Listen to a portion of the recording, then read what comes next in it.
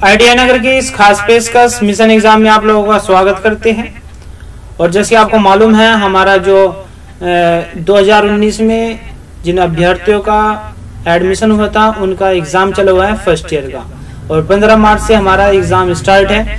और उसी की तैयारी में हमने चलाया हुआ है मिशन एग्जाम। और मिशन एग्जाम में ये हमारा 8वां लेक्चर है जो कि हमारा इल्यूमिनेशन है, और 7वें लेक्चर में हमने आपको बताया था सेल एंड बैटरी का। ठीक है, अभी बीच में हमारा रहता है जो हमारी इलेक्ट्रिकल वायरिंग है, उसके जो आवश्यक सामग्री है उसको हम करेंगे बाद में, क्योंकि जो हमारे इम्पोर्टेंट चैप्टर है पहले हम उसको कर लेते हैं। ठीक है ना, क्योंकि आपके आगे भी परीक्षाएं आने वाली है। तो इस जो लेक्चर हमारा मिशन एग्जाम का ME08 है, इसमें हम कराने वाले हैं इल्यूमिनेशन यानी प्रदीप्ति। वैसे तो है थ्योरेटिकल, समझाने का ज्यादा कुछ नहीं है इसमें, है ये थ्योरेटिकली। ठीक है ना, तो आज का लेक्चर स्टार्ट करने से पहले मैं थोड़ी एक बार 2-3 बात रख देता हूँ आपके सामने। देखिए कुछ स्पेशल बच्चे हैं जो कमेंट कर रहे हैं। बहुत कमेंट क्या कर रहे हैं कि जो हमने 15 मार्च का सॉल्यूशन कराया था एग्जाम का, उसमें वर्कशॉप कैलकुलेशन एंड साइंस और एम्प्लॉयबिलिटी स्किल में एक क्वेश्चन रह गया हमसे। उसमें यानी 20 क्वेश्चन थे, तो हमने 19 क्वेश्चन का सॉल्यूशन कराया है। जो एक क्वेश्चन रहा है वो किसी मिस्टेक के कारण रह गया। अब मिस्टेक तो होनी है क्योंकि हम भी मनुष्य ही है भाई, मनुष्य से तो मिस्टेक होती है। अब एक क्वेश्चन रह गया तो बच्चों ने बवाल मचा रखा कमेंट कर करके कि सर एक क्वेश्चन रह गया, एक क्वेश्चन रह गया। भाई साहब, आपको ऐसे लगता है कि मास्टर जी आए बोर्ड पे खड़े हुए वीडियो बन गई। वीडियो बनाने के लिए पता तुम्हें कितनी तैयारी करनी पड़ती है। पहले आपके लिए क्वेश्चन छाटिए, क्वेश्चन छाटने के बाद में उनकी PDF बनाइए, PDF बनाने के बाद में वीडियो शूट कीजिए, उसमें भी थोड़ा बहुत एडिटिंग होती है। तो तुम्हें तो बस ये दिखता है कि बस आध पौन घंटे की वीडियो है, ऐसे ही बन जाती है। मेहनत लगती है। अगर गलती से एक आध क्वेश्चन रह गया, कोई दिक्कत है? 20 में से 19 क्वेश्चन तो मिले आपको, वही कर लो पहले तैयार। मिशन एग्जाम के आज 8वां लेक्चर है, 7 लेक्चर आपके पास में जा चुके हैं, उनको कर लो तैयार। ये जो एक क्वेश्चन वो रह गया उसको ही पहले तैयार करना है। ये मत करो कि हर टाइम नेगेटिव मत सोचो, पॉजिटिव सोचो। अब एक क्वेश्चन है, इतनी बड़ी बात नहीं है। 19 क्वेश्चन है, उनको रट लो। एक क्वेश्चन पे थोड़ा पास होगे तुम, पास तो 19 क्वेश्चन भी करा देगा। तो ऐसा मत करो मेरे प्यारे दोस्तों, पॉजिटिव सोचो हर टाइम, ऐसे मत करो। बवाल मचा रखा कल परसों से कि एक क्वेश्चन रह गया, एक क्वेश्चन रह गया। अरे और चीजें देखो, अपना तुम्हारा एग्जाम आ रहा है, उसमें अपनी प्रिपरेशन में लगाओ वो समय। ठीक है, चलो तुम तो करना ही है जो कुछ आपको कमेंट करना है, कोई बात नहीं है।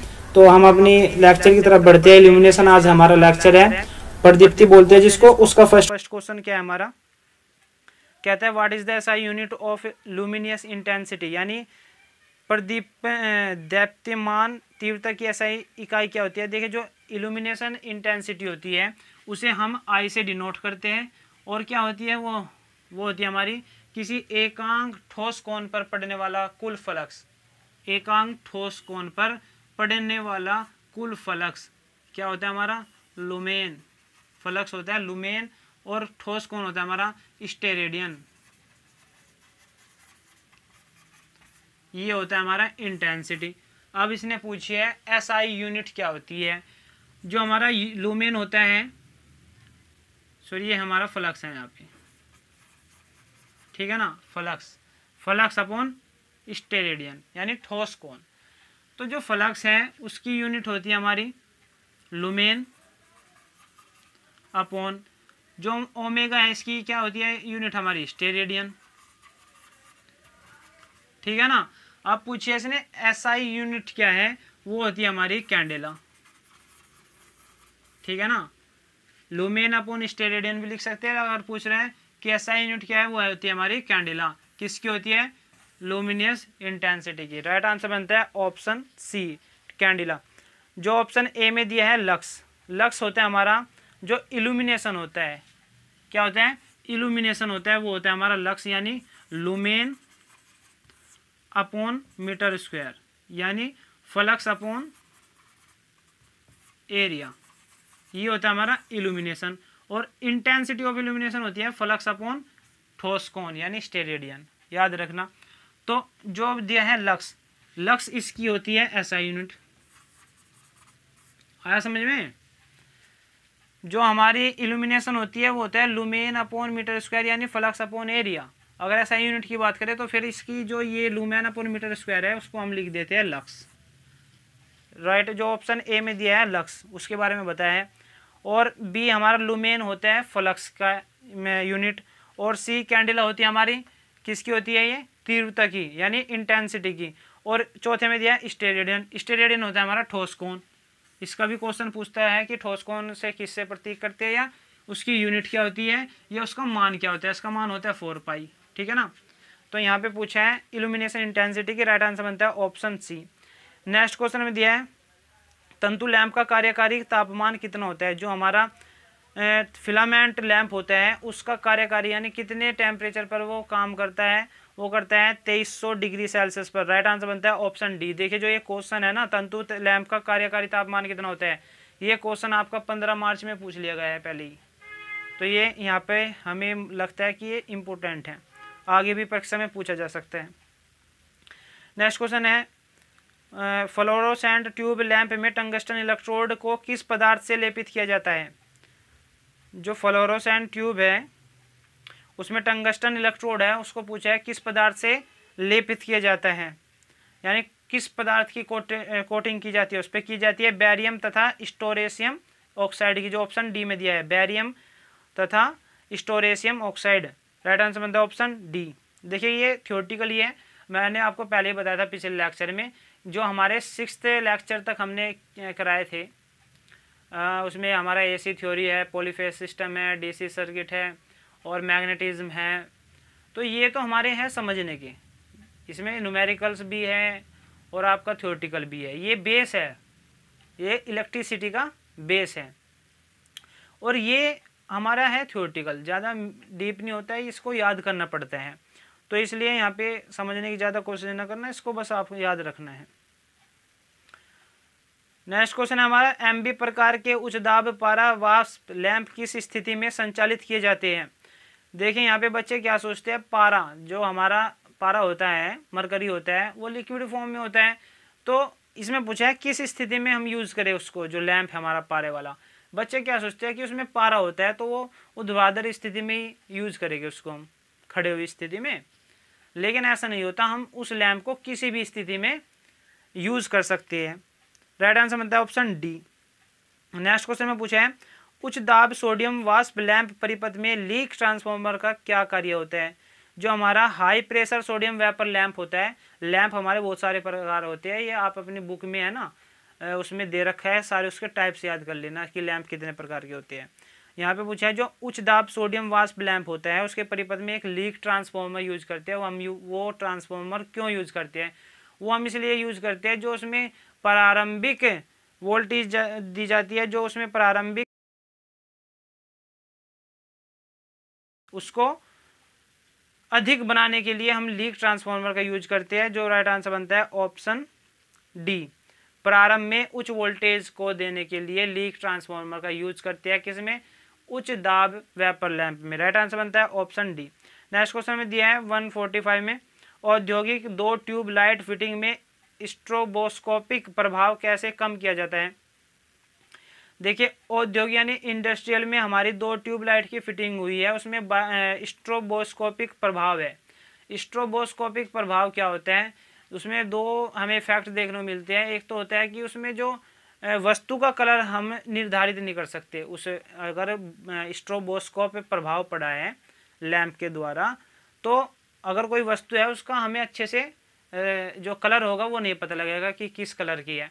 दूसरा होता है कि कोई वस्तु हमारी क्लॉकवाइज घूम रही है तो वो एंटी क्लॉकवाइज घूमती दिखेगी, ये होता है हमारा स्ट्रोबोस्कोपिक प्रभाव। तो पूछा है कि उसको हम कैसे कम करेंगे। अगर 2 ट्यूबलाइट हमारी लगी हुई है उसमें, तो हम ऐसे कम करते हैं, जो हमारा एक कैपेसिटर होता है उसको हम एक ट्यूबलाइट के श्रेणी में जोड़ देते हैं। क्या कहा है कि एक ट्यूबलाइट के श्रेणी में जोड़ना है संधारित्र को यानी कैपेसिटर को। तो राइट आंसर बनता है इसमें आपका ऑप्शन सी, संधारित्र को एक ट्यूबलाइट के श्रेणी में संयोजित करना। एक ट्यूबलाइट के जोड़ना है, ना कि दोनों के, केवल एक, वो कोई सी भी ट्यूबलाइट हो उसके में उसकी जो श्रेणी है उसमें संधारित्र जोड़ना है। राइट आंसर बनता है ऑप्शन सी। नेक्स्ट क्वेश्चन में दिया है 146 में, फ्लैशर की वर्तमान वहन क्षमता क्या है यदि प्रत्येक पंक्ति में करंट 100 MA है। देखिए फ्लैशर आप भूल जाओ क्या चीज़ है, फ्लैशर को आप याद नहीं रखना है। सर्किट देखो, केवल ऐसे दिया है आपको सर्किट, ठीक है ना, ये दिया है आपको सर्किट, ये है सर्किट। पूछ रहे अगर प्रत्येक पंक्ति में 100 MA धारा बह रही है तो फ्लैशर में कितनी धारा बहेगी, कितनी क्षमता, वो जो उसकी धारा है वो कितना वहन करेगा। फ्लैशर आपका यहीं पे तो जुड़ा है, ये कुछ इस प्रकार का है।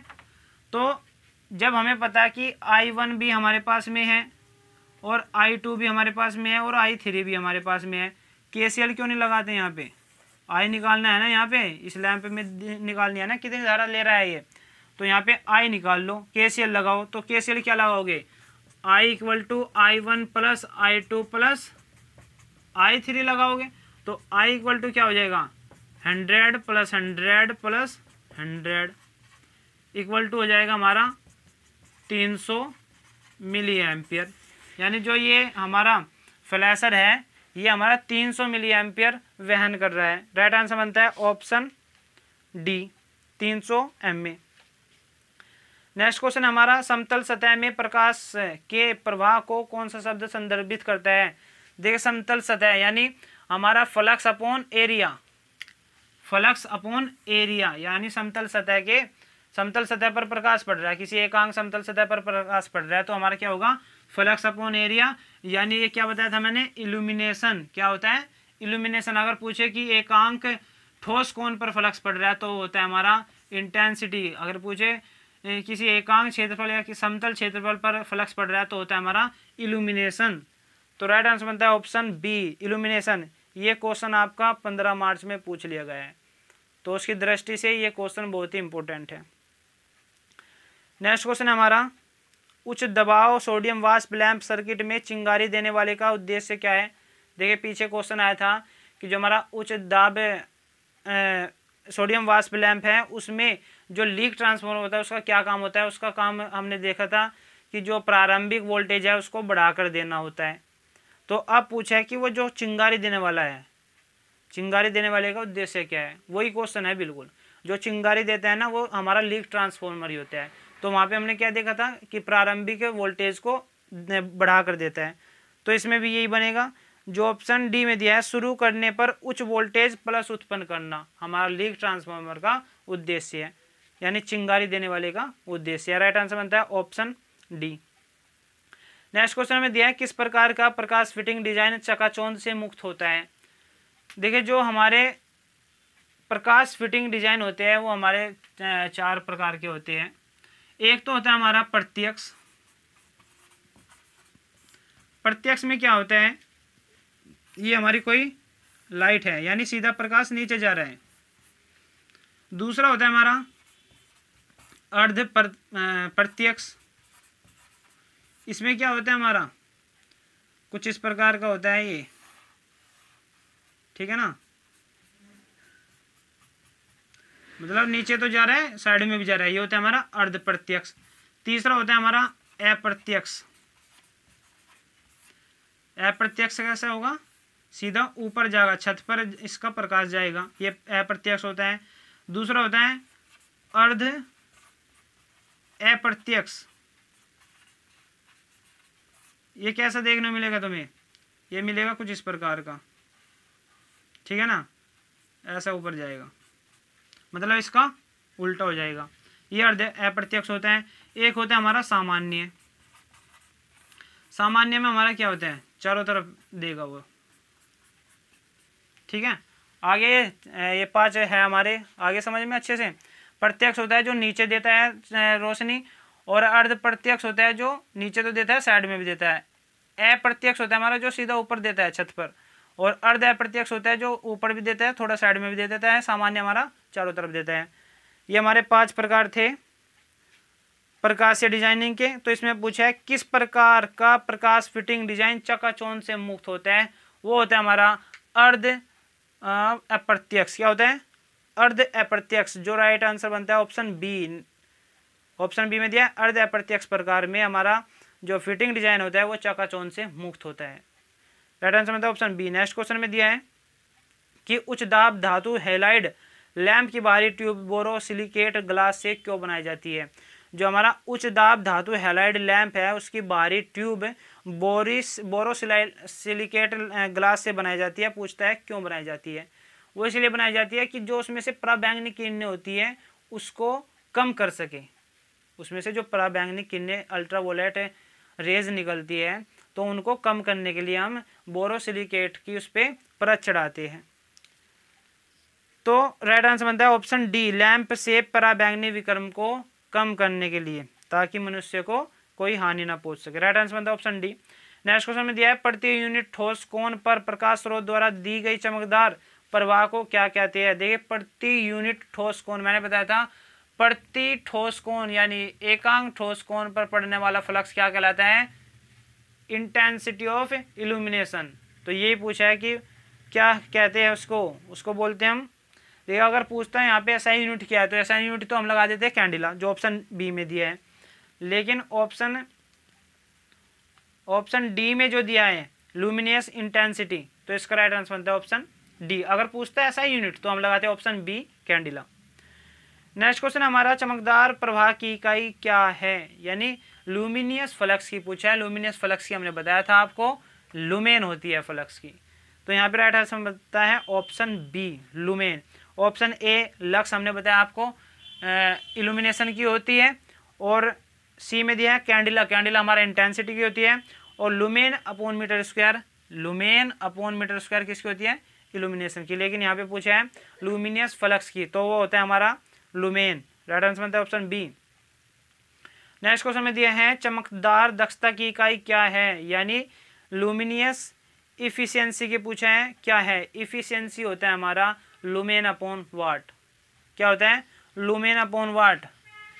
लुमिनियस इफिशियंसी पूछा है वो होता है हमारा लुमेन अपॉन वाट, यानी total flux upon input power, यानी इनपुट पावर उसने जितनी ली है और जितना उसने फ्लक्स दिया है उसका अनुपात हमारा क्या कहलाता है, उसकी इफिशियंसी कहलाती है। राइट आंसर बनता है ऑप्शन डी लुमेन अपॉन वाट। नेक्स्ट क्वेश्चन दिया है वैक्यूम बल्ब में वाष्पीकरण की दर कम कैसे होती है। वैक्यूम बल्ब में जो हमारा निर्वात बल्ब होता है उसमें पूछा है वाष्पीकरण की। देखिए सबसे पहले हम आपको बता देते हैं जो हमारे निर्वात बल्ब होते हैं उसमें हम निर्वात क्यों रखते हैं।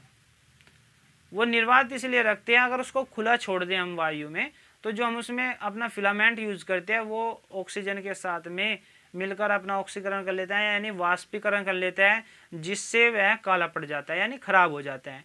तो हम उसमें क्या करते हैं, निर्वात पैदा करते हैं और निर्वात में अक्रिय गैसें भर देते हैं ताकि उसका वाष्पीकरण ना हो सके। वही क्वेश्चन में पूछा है कि वाष्पीकरण को कैसे कम करते हैं। वाष्पीकरण को हम करते हैं उसमें अक्रिय गैसों को भरकर। राइट आंसर बनता है ऑप्शन ए अक्रिय गैस भरने पर। नेक्स्ट क्वेश्चन हमारा कुंडली लैंप का मुख्य लाभ क्या है। देखिए जो कुंडली लैंप होता है उसका मुख्य लाभ पूछा है क्या होता है। ऑप्शन ए में उच्च गलनांक, उच्च प्रकाश उत्पादन, कम संचालन वोल्टेज, कम बिजली की खपत। इसका राइट आंसर बनता है ऑप्शन बी उच्च प्रकाश उत्पादन। जो कुंडली लैंप है हमारा उसका मुख्य उद्देश्य यही है कि वो उच्च प्रकाश उत्पादन करता है। नेक्स्ट क्वेश्चन है हमारा 156 में देखिए क्या दिया है, इस परावर्तक का नाम बताइए क्या है। देखिए आपने अपने 12th में भी देखोगे कि ये जो आकृति, पहले मुझे बताओ ये आकृति कौन सी है। ये हमारी पैराबोलिक। आप देखिए जो क्वेश्चन में मिला है तुम्हें ये मिला है, ये तो मिला है क्वेश्चन में कुछ इस प्रकार का मिला है। तो ये इस आकृति को पहचानो बस, ये आकृति क्या हमारी पैराबोलिक। तो राइट आंसर बनता है हमारा ऑप्शन सी पैराबोलिक, यानी परवलयाकार हमारा ये परिवर्तक है। और नेक्स्ट क्वेश्चन में दिया है प्रकाश का नाम क्या है। इस प्रकाश का नाम बताना है। ये होता है हमारा स्पॉट लाइट। क्या होता है, स्पॉट लाइट। इसमें कुछ इस प्रकार का दिया है,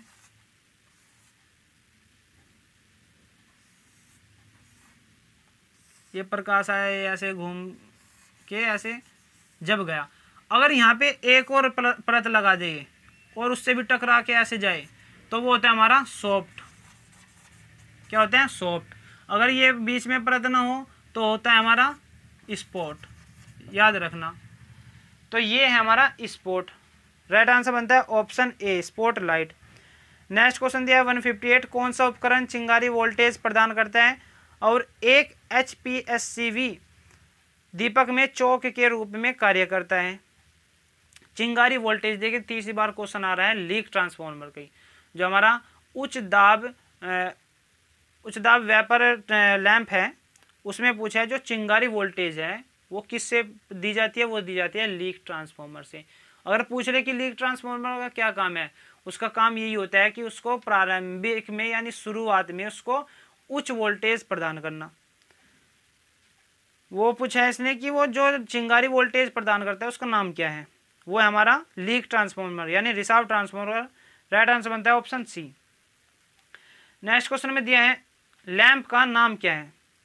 देखिए जो ये लैंप दिया है आपकी स्क्रीन पर लैंप है, इसका नाम बताना क्या है। इसका नाम है MA प्रकार HPMV।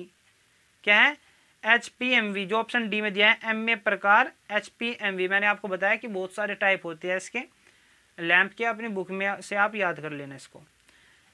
नेक्स्ट क्वेश्चन 160 में पूछा है फ्लड और औद्योगिक प्रकाश व्यवस्था के लिए किस प्रकार की प्रकाश व्यवस्था का उपयोग किया जाता है। देखिए फ्लूड और इंडस्ट्रियल लाइटिंग के लिए पूछा है। प्रकाश व्यवस्था बताया मैंने 5 प्रकार की होती है, प्रत्यक्ष, अर्ध प्रत्यक्ष, अप्रत्यक्ष, अर्ध अप्रत्यक्ष, सामान्य।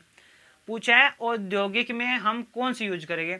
देखिए औद्योगिक में ना तो हम अप्रत्यक्ष यूज कर सकते ना अर्ध अप्रत्यक्ष, क्योंकि हमें औद्योग इंडस्ट्री में तो हमें बहुत सारा प्रकाश चाहिए ना, ताकि वहाँ पे कोई दुर्घटना घटित ना हो सके।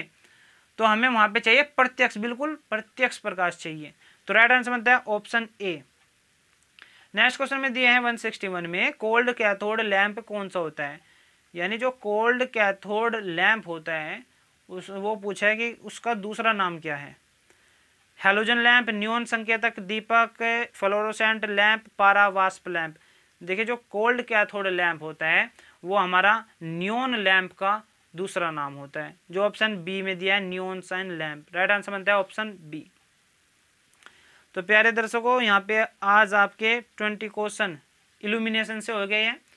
ये हमारा थ्योरेटिकली है, इसको आप याद करो अच्छे से, एक बार अपनी बुक में से पढ़ो, हमारा लेक्चर देखो। और हम आपको बता देते हैं जो भी हमारे एग्ज़ाम हो रहे हैं 15 मार्च से 15, 16, 17, 18 में हमारे जो मिशन एग्ज़ाम चला हुआ है ना, इसमें से ही मिल रही है। हमारे स्टूडेंट्स के कमेंट आते हैं, बोलते हैं कि सर आपका जो एग्ज़ाम मिशन चला हुआ है उसमें से ही क्वेश्चन मिल रहे हैं हमको। तो हम आपको ये सजेशन करेंगे कि मिशन एग्ज़ाम की जितनी भी लेक्चर है उसको अटेंड करो। और दूसरा जो हमारा एग्ज़ाम सॉल्यूशन है 15 मार्च वाला, उसको अटेंड करो। आपके 100% आने से कोई नहीं रोक सकता, ठीक है ना, लेकिन मेहनत करनी है आपको ही, ठीक है। तो मिलते हैं नेक्स्ट वीडियो में। अगर आपको आज का यह लेक्चर पसंद आया तो वीडियो को लाइक करें और अपने दोस्तों का पेपर को अच्छा बनाने के लिए, उनका मार्गदर्शन करने के लिए, उनका ज्ञानवर्धन करने के लिए वीडियो को उन तक शेयर करें। और ऐसे ही अच्छे अच्छे मिशन एग्ज़ाम्स और लेक्चर्स पाने के लिए, ऐसे ऐसे MCQs पाने के लिए IIT यानी को सब्सक्राइब करें। मिलते हैं नेक्स्ट वीडियो में, तब तक के लिए धन्यवाद। जय हिंद, जय भारत।